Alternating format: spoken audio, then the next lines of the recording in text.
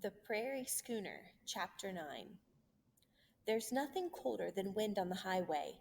The gust kicks up from cars and trucks that zoom by like we're invisible. Drivers looking straight ahead, making sure their eyes don't see us. I'm thinking this is a really stupid idea, trying to hitch a ride, when Worm nudges me and says, "You can go home now if you want." I go, "Huh?" She won't look at me because her eyes are red and she doesn't want me to see her crying. It isn't fair making you come with me. I'm the one who has to run away from you know who. She means her stepfather, with all his lies about what really happened to her mom and what he might do to Worm if she stays. My brain hears her talking and goes, "Do it, donut head. Go home. Tell the truth and see what happens." My brain is really stupid sometimes because only a crudball creep would leave an 11-year-old girl all alone in the world, running away from a bad news dude like The Undertaker. Besides, once we find her real father, he can take over and make things right. So it's not like I'm running away forever. That's what I tell myself, and I'm trying real hard to believe it. Guys who brag about how cool it is to hitchhike are a bunch of liars. In the first place, you have to stand there like roadkill while dirt blows up in your face, and your feet ache, and your nose fills with the stink of smelly motors and hot tires. And you keep smiling and waving your stupid thumb, but nobody stops. Worm is fidgeting around and acting worried. Her face is so pale you could count every freckle, and her eyes look nervous and scared. "You got a book in there, right?" I say, pointing at her backpack. "Go ahead and read it.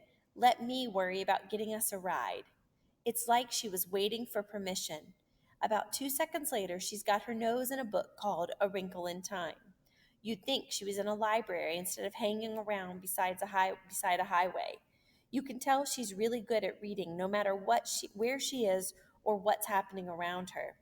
There's this look on her face like she's not there at all. She's gone wherever the book takes her.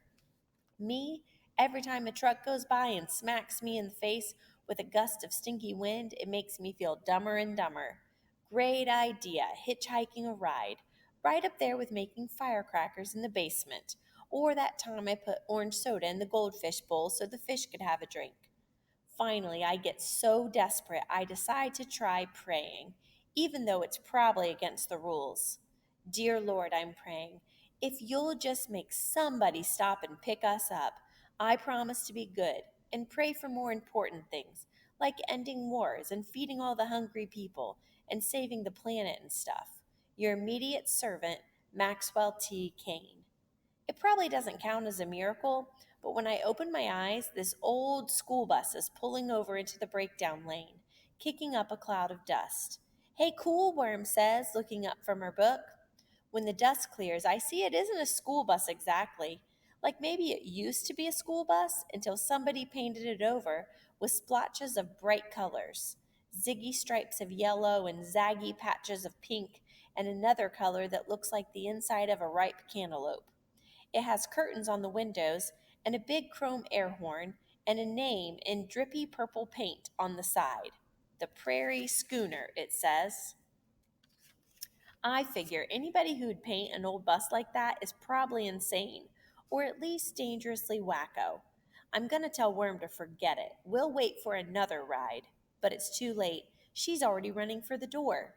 I catch up with her just as she's scrambling up the steps into the bus. "Hang on," I'm panting. "Wait a sec." I look up to where the driver sits. He's this old dude with silvery white hair braided into long pigtails, and a huge lumpy nose, and not much of a chin. He's got a great big wide smile and a Santa Claus fat belly. And he's wearing a Hawaiian shirt that hurts my eyes, it's that bright. But the strangest thing of all is his glasses. The lenses are as big around as coffee cups, and so thick his eyes look like they're coming at you through telescopes.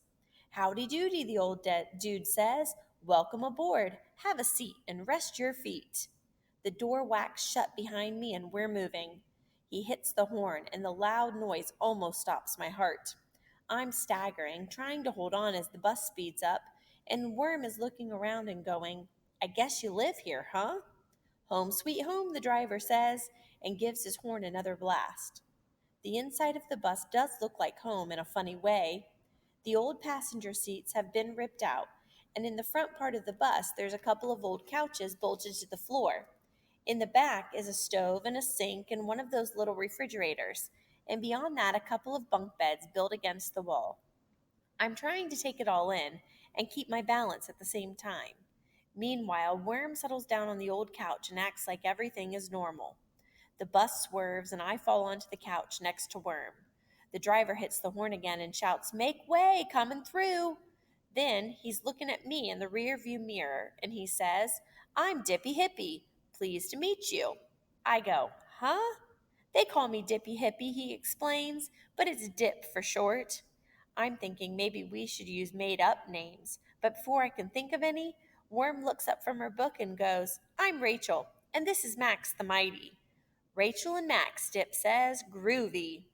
He's got both hands on the big steering wheel and he's keeping the bus square in the middle of the slow lane. You can tell he's a good driver, even if he is halfway blind, and there's something in his voice that makes me think maybe he's not so strange after all.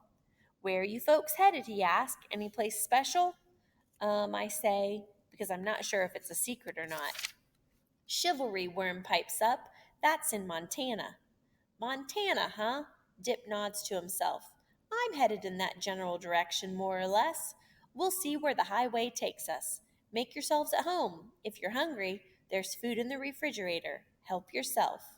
Food sounds good, so I make me and the Worm a couple of bologna sandwiches with plenty of mustard. I've got no problem finishing mine. But before Worm gets halfway done with hers, her head is nodding and her eyelids are fluttering, and then she kind of slumps over against me, fast asleep. She's hugging a wrinkle in time to her chest and breathing deep and quiet, and she looks so peaceful it makes me feel sleepy too. The next thing I know, the bus has stopped moving and it's dark out. "Rest stop," a voice explains softly. "All that snoring back there, I figured I'd better catch a few winks before I nod off at the wheel." Dip is lying on the other couch. He's got his hands behind his head, and I can't tell where he's looking because there's no lights on, just a few stars shining in through the windshield.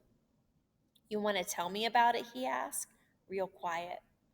I don't know what to say, so I make up some lame story about how we missed the Greyhound bus and decided to try hitching a ride. "Uh-huh," Dip says. "And Rachel, she's your sister? Is that it?" "Not exactly," I say. He doesn't say anything for a while and then he sits up, and I can see him looking at us, looking at how the Worm is sleeping so sound and comfortable on that old couch, like she was safe in her own home.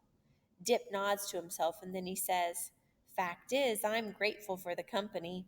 Big bus like this doesn't feel right empty." "It's real nice," I say, looking around, and it is nice even if it's old and a little shabby. "I'm a retired school teacher," Dip says. "Me and the wife had been planning to take off and see the world, like we'd always dreamed of doing but never had the time. But then she passed away all of a sudden. Kind of caught me by surprise, you know. After a while, I got tired of feeling sorry for myself, so I finished fixing up the prairie schooner and took off. Do you know what a prairie schooner is, Max?" "No," I say. Dip sits up straighter and his voice gets happy again. He tells me how in the old days, when the settlers were headed out west, some of them rigged sails onto their wagons and let the winds blow them onto the prairies, sailing through fields of green, green grass under a big blue sky and all their lives in front of them, until they found a place and made it home. "Is that where you're headed?" I ask. "Out to the prairies?" "Wherever the wind takes me," he says, "that's where I'm going. How's that sound to you?" "Sounds just fine," I say.